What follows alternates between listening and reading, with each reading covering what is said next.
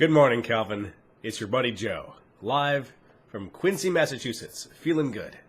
It's Saturday morning, it's a long weekend, and it's looking like it's going to be a Witcher 3 filled weekend, which I'm kind of excited about. First off, Calvin, I'm glad to see that you've been playing Prototype. Paying $8 for it, though, seems a little high.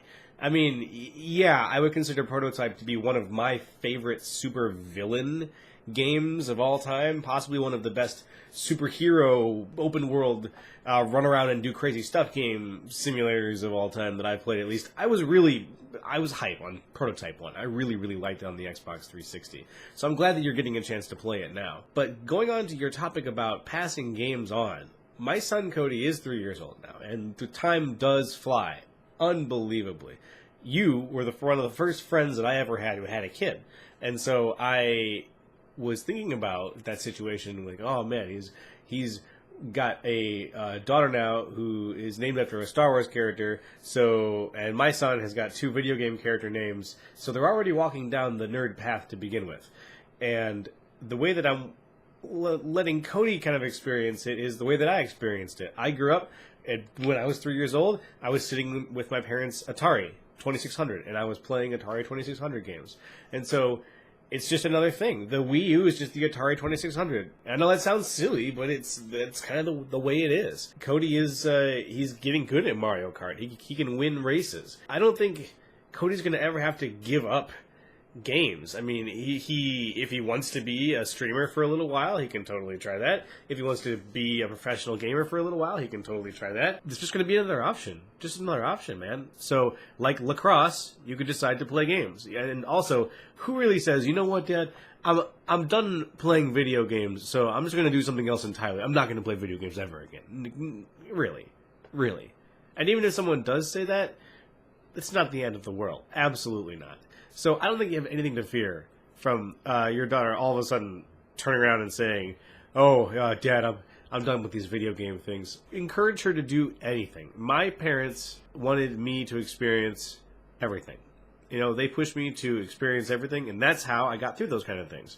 That's how I got to experience games and going outside and being on sports teams. Surprise, surprise. I actually played a couple sports. Now, kids' games, to me, were important. My parents would only let me play educational games. So kids' games to me were things like The Logical Journey of the Zoombinis, The Island of Dr. Quandary, Gizmos and Gadgets, Math Blaster, Word Muncher.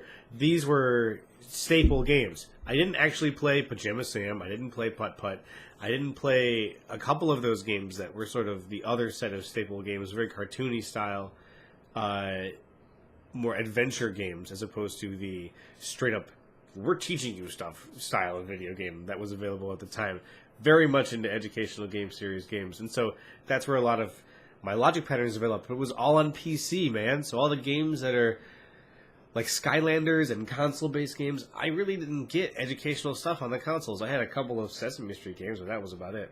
So I can empathize there. I love the story about Jade almost buying something on PlayStation Network. Cody almost pre-ordered an Xbox One. This was a couple of years ago.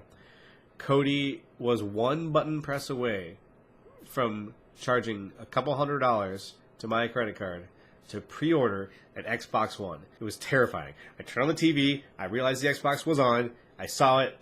My heart stopped. Thank goodness. Everything went better. I just stopped him. So anyways, on to my topic for this week. Calvin, I want to talk about Humble Bundle. So the Humble Bundle spring sale is ending very soon. Or it ended. I don't remember. Did it end? It might be over. I'll check later. But the Humble Bundle spring sale is ending very soon. And I would consider myself at this point a Humble Bundle addict. I am addicted to humblebundle.com.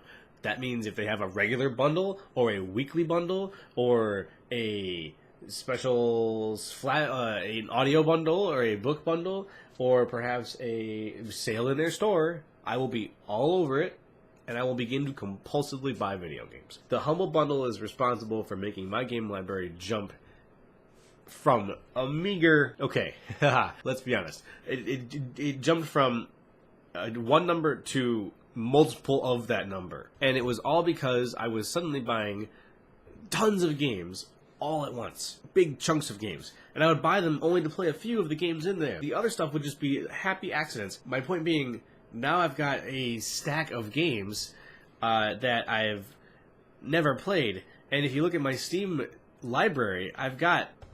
How many games do I have?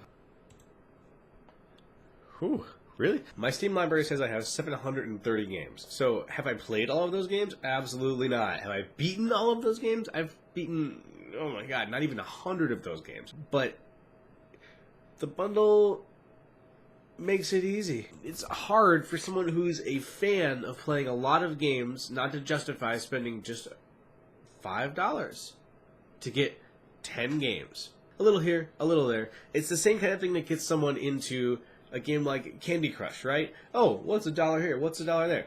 I'm fully aware that this is the case. And then I can justify it, though, by saying, oh, I've got that. That's the amount of content I'm getting, though, is hours upon hours upon hours of fresh content to me. Even if it's old content.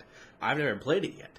I need that information in my head. I want those patterns developing. So to me, I'm starting to track, like, okay, I'm building a library out. I'm rebuilding my Xbox 360 library on my PC. I'm building a classic RPG library on my PC, slowly but surely, even though they're making all these really decent remakes of or updates of these games.